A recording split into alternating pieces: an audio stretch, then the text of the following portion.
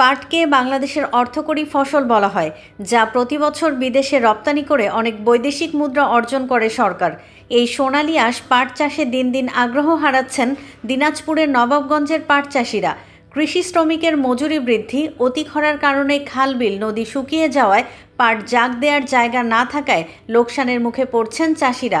ফলে পাট চাষে আগ্রহ হারাচ্ছেন এই অঞ্চলের মানুষ। আমি নবাবগঞ্জ কৃষি অফিস থেকে কোনো যোগাযোগ আমার ছিল না, তাদের কাছ থেকে কোনো সহযোগিতাও আমি পাই নাই। আমি নিজ পরিশ্রমে আবাদ করছি সোয়াদী বিঘা মাটি। আমাদেরকে সাহায্য সহযোগিতা এবং প্রশিক্ষণ দিত, তাহলে আমরা উন্নত মানের পাট উৎপাদন করতে পারতাম। আমাদের কোনো প্রশিক্ষণ নাই, আমরা অভিজ্ঞতা নাই, আমরা নিজ জ্ঞানে নিজ ইচ্ছায় যা খুশি তাই ভাবে আবাদ করতেছি। এক সময় এই উপজেলার প্রত্যন্ত অঞ্চলে সোনালী আঁশ পাটের ব্যাপক চাষ হতো। বর্ষাকালে রাস্তার ধারে খাল বিলে পাট জাগ দেওয়ার উৎসব চলত। বাড়িতে বাড়িতে উঠানে শোভা পেত পাটের সাদা খড়ির স্তূপ। সেই খড়ি সারা বছর জ্বালানি সহ নানা কাজে ব্যবহার করা হতো। এখন সেসব সোনালী অতীত। বর্তমানে অনেকেই পাট চাষের সঠিক নিয়ম জানেন না, যার কারণে ভালো মানের পাট উৎপাদন করতে ব্যর্থ হচ্ছেন তারা। ফলে পাট চাষ ছেড়ে অন্য ফসলে ঝুঁকছেন চাষিরা।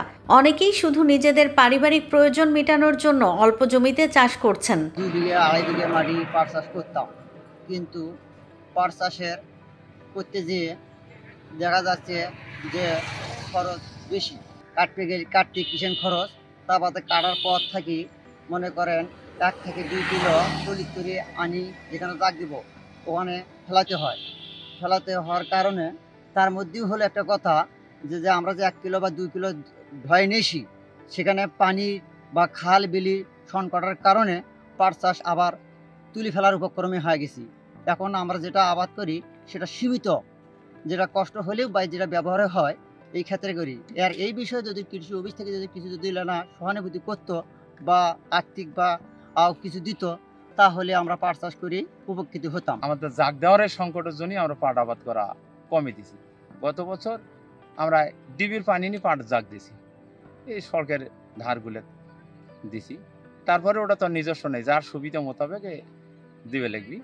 নিজস্ব জায়গা আমাদের নাই পাট জাগ দেওয়ার কোনো ব্যবস্থা। এটা যদি পাশাপাশি সরকার যদি কৃষি উদ্যোগ থেকে যদি পাট জাগ দেওয়ার কোনো ব্যবস্থা থাকতো তাহলে অবশ্যই ভালো হতো। কৃষি অফিস বলছে পাট জাগ দেওয়ার জায়গা বৃদ্ধি পেলে আগামীতে পাট চাষও বাড়বে। তবে পাট চাষে আগ্রহী করার জন্য প্রণোদনার আওতায় বীজ দেওয়া হচ্ছে চাষিদের। প্রণোদনা কর্মসূচির আওতায় প্রায় আমরা 100 জন কৃষককে বিনামূল্যে পাটের বীজ দেওয়া হয়। 139 হেক্টর জমিতে পাট চাষ করা হয়েছে। তো তার মধ্যে দেশি পাট 5 হেক্টর এবং 134 হেক্টর হচ্ছে তোষা পাট। গত বছরের তুলনায় এবছর 1 হেক্টর জমিতে বেশি পরিমাণে পাট চাষ হয়েছে। যদি কৃষকরা যদি পর্যাপ্ত পরিমাণে পাট জাগ দিতে পারত, তাহলে আমরা আশা করছি যে আগামীতে পাটের উৎপাদন আরও বেশি। এবছর উপজেলায় 139 হেক্টর জমিতে পাট চাষ হয়েছে।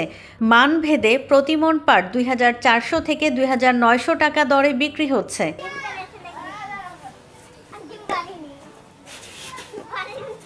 দিনাজপুরের হিলি থেকে মুসলিম উদ্দিনের পাঠানো তথ্য ও ভিডিও নিয়ে রিপোর্ট risingBD.com।